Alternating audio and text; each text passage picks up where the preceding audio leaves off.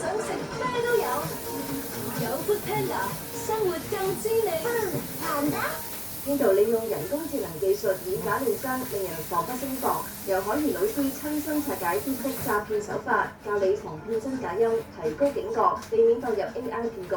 記得留意星期三晚7點半翡翠台。每個人都希望生活喺一個安定嘅社會。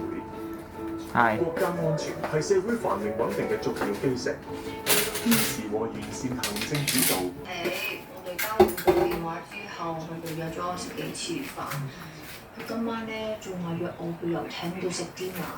我諗緊去唔去好？梗係好啦，呢樣因為唔知拍咩好，所以求其拍下先。人品仲要唔錯添。